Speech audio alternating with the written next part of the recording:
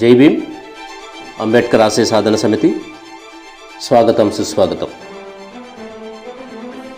బింబిసార రాజు విషాదం గురించి ఈ వీడియోలో మనం తెలుసుకుందాం. బింబిసార రాజుకు ఒక కుమారుడు ఉన్నాడు. అతను యువరాజు అజాతశత్రు. అతను బుద్ధుని శత్రువు దేవదత్తుడికి మంచి స్నేహితుడు. ఇద్దరూ కలిసి చాలా సమయం గడిపారు. త్వరలోనే దేవదత్తుడు యువరాజును తన తండ్రిని చంపమని ఒప్పించాడు. ఒక నిశ్శబ్దమైన చీకటి రాత్రి యువరాజు అజాతశత్రు తన తొడకు కత్తి కట్టుకుని రాజు గదిలోకి చొరబడ్డాడు. అతను నిద్రపోతున్న తన తండ్రి వైపు పాకుతున్నప్పుడు రాజభవన కాపలాదారులు అతన్ని పట్టుకున్నారు. రాజు ఆ పథకాన్ని కనుగొన్నాడు. దయగల రాజు బింబిసారుడు తనలో తాను ఇలా అనుకున్నాడు, నేను చాలా కాలం రాజుగా ఉన్నాను. నేను పదవి నుంచి దిగి అజాతశత్రును రాజుగా చేయాల్సిన సమయం ఆసన్నమైంది. తద్వారా అతను శాంతియుతంగా పరిపాలించగలడు. నేను మతపరమైన జీవితంలోకి పదవీ విరమణ చేయగలను. అజాతశత్రును తన దుష్ట ఉద్దేశాలకు శిక్షించే బదులు రాజు బింబిసారుడు అతన్ని రాజుగా చేశాడు. అజాతశత్రును కొత్త రాజుగా చేసిన తర్వాత అతను తన తండ్రితో సహా అందరినీ ఆశ్చర్యపరిచాడు. తోక పట్టుకున్న పాముల వేగంగా దూసుకొచ్చి తన తండ్రిపైకి దూసుకెళ్ళి రాజభవనములోని చీకటి అతి శీతలమైన చెరసాలలో పడవేశాడు. నా తల్లి తప్ప అతనికి వేరే సందర్శకులు రాకూడదు అని అజాతశత్రు ఆదేశించాడు. అతనికి ఆహారం ఇవ్వకండి, తద్వారా అతను ఆకలితో చనిపోతాడు. కానీ బింబిసార రాజు చనిపోలేదు. అతని నమ్మకమైన భార్య రహస్యంగా తన బట్టలలో దాచిన ఆహారాన్ని అతనికి తెచ్చింది. అజాతశత్రు ఈ విషయం తెలుసుకుని ఆపినప్పుడు ఆమె తన జుట్టుముడిలో ఆహారాన్ని మోసుకెళ్ళింది.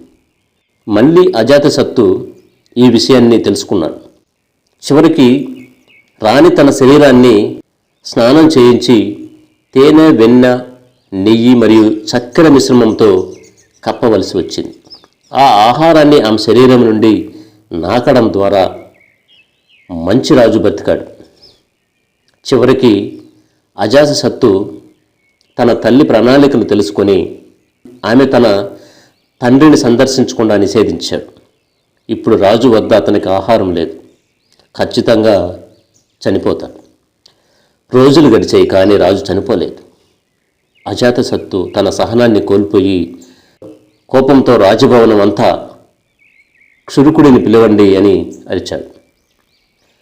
క్షురకుడు వచ్చినప్పుడు రాజు కోపంగా అతనితో ఇలా అన్నాడు, నేను నిన్ను బింబిసారుడి గదికి వెళ్ళి నీ కత్తితో అతని పాదాలను కోసి శరీరాన్ని చీల్చి పచ్చి మాంసంపై ఉప్పు మరియు నూనె వేయమని ఆజ్ఞాపించాను. తర్వాత అతను చనిపోయే వరకు మండుతున్న బొగ్గుపై నడవమని బలవంతం చేయమని నీకు నేను ఆజ్ఞాపించాను. క్షురకుడు వస్తున్నట్లు చూసిన బింబిసార రాజు ఆనంద కన్నీళ్లు అతని బుగ్గలను తడిపాయి. చివరకు నా కొడుకు తన మూర్ఖత్వాన్ని గ్రహించాడు. ఇప్పుడు అతను నన్ను జైలు నుండి విడుదల చేసే ముందు నా గడ్డం కత్తిరించడానికి, నా జుట్టు కత్తిరించడానికి ఒక క్షురకుడిని పంపుతాడు. బదులుగా 2 సైనికుల సహాయంతో క్షురకుడు కొత్త రాజు అజాతశత్రు ఆదేశాలను అమలు చేశాడు. మంచి రాజు చాలా బాధతో మరణించాడు. ఆ రోజే అజాతశత్రు తన భార్య కొడుకుకు జన్మనిచ్చిందని వార్త అందింది. తండ్రి కావడం అతనికి చాలా ఆనందంగా ఉంది. అతని మనసులో ఒక ఆలోచన వచ్చింది. అతను తన తల్లి దగ్గరకు తొందరపడి, చెప్పు అమ్మా, నేను నీ కొడుకును ప్రేమిస్తున్నంతగా నా తండ్రి నన్ను ప్రేమించాడా అని అడిగాడు. అతని తల్లి వెనక్కి తిరిగి తన విచారకరమైన కళ్ళతో మౌనంగా అతని వైపు చూస్తూ నమ్మలేక గొనుగుతూ, ఏమి అన్నావు అజాతశత్రు? నీ తండ్రి నిన్ను ప్రేమిస్తున్నాడని అడిగావు అంది. అజాతశత్రు, నువ్వు నా కడుపులో ఉన్నప్పుడు నేను నీ తండ్రి చేతిలో నుండి రక్తం తాగాలనుకున్నాను. అతను ఈ విషయం తెలుసుకున్నప్పుడు సంతోషంగా తన మణికట్టును కోసుకొని నీ కోసం తన రక్తం తాగించాడు. జ్యోతిష్యులు నువ్వు నీ తండ్రికి శత్రువు అవుతావని ఊహించినప్పుడు నేను గర్భస్రావం చేయడానికి ప్రయత్నించాను, కానీ అతను నన్ను అడ్డుకున్నాడు. మళ్ళీ నువ్వు పుట్టినప్పుడు నేను నిన్ను చంపడానికి ప్రయత్నించాను. ఒకరోజు నువ్వు అతన్ని చంపుతావని తెలిసినా అతను నన్ను ఆపాడు. అది ప్రేమ కాదా? నీ బటన్ వేలు మీద ఉన్న ఆ మచ్చ నీకు కనిపిస్తుందా?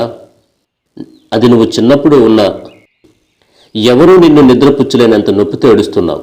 నీ తండ్రి ఈ మాట వినగానే తన రాజవిధుల నుండి ఆగి నిన్ను చూడటానికి పరిగెత్తుకుంటూ వచ్చాడు. మెల్లగా నిన్ను తన వడిలోకి తీసుకుని నోటిలో పగిలిపోయే వరకు ఆ కురుపును పీల్చాడు. ఓ నా కొడుకు, నీ తండ్రి నీ మీద ప్రేమతో దానిని మింగేశాడు. ఆ చీము మరియు రక్తం అజాతశత్రు అతను నిన్ను ఎలా ప్రేమించలేదు చెప్పు? అజాతశత్రు, నీ తండ్రి నీ కోసం చేసినట్లు నీ కొడుకు కోసం చేస్తావా? నిన్ను ప్రేమించిన ఈ మనిషి, నువ్వు చంపిన ఈ మనిషి. ఇది విన్న అజాతశత్రు కన్నీళ్లతో ఉక్కిరిబిక్కిరయ్యాడు. అతను తన గార్డులను పరిగెత్తండి, నా తండ్రి చనిపోయే ముందు విడుదల చేయండి అని ఆదేశించాడు. కానీ వారిలో ఎవరూ కదలలేదు.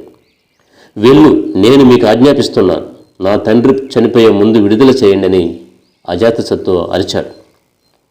తరువాత అతని సలహాదారుడు ముందుకు వచ్చి నెమ్మదిగా, మహారాజా, మీ తండ్రి ఈ ఉదయం మరణించాడని అన్నాడు. అజాతశత్రు మోకాళ్లపై పడి శరీరం తీవ్రంగా కుదుపుకు గురయ్యే వరకు ఏడ్చాడు.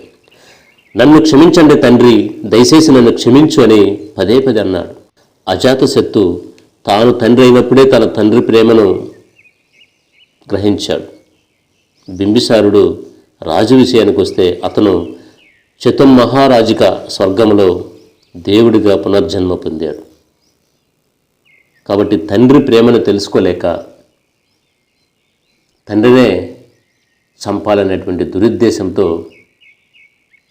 అజాతశత్రువు అయినటువంటి దేవదత్తుని మాటలు విని తన తండ్రినే హతమార్చినటువంటి వైనాన్ని ఈ వీడియో ద్వారా మనం తెలుసుకున్నాం. అందుకే ప్రత్యక్ష దైవాలు తల్లిదండ్రులని మనం గ్రహించాలి. ఉన్నప్పుడు వాళ్ళని ప్రేమతో అభిమానంగా ప్రేమించాలి, పూజించాలి, గౌరవించాలి. పోయిన తర్వాత ఎన్ని అనుకున్నా, ఎంత బాధపడినా ఏమీ రాదనేది మనం గ్రహించాలి. కాబట్టి దయచేసి తల్లిదండ్రులను చూడండి, ప్రేమించండి, గౌరవించండి, పూజించండి. కాబట్టి ఈ వీడియో మీకు నచ్చినట్లయితే లైక్ చేసి, షేర్ చేసి, సబ్స్క్రైబ్ చేసుకుంటారని ఆశిస్తూ మరెన్నో మంచి విషయాలతోటి మళ్ళీ మీ ముందుకు వచ్చే ప్రయత్నం చేస్తా. అంతవరకు జై భీమ్, బై బై.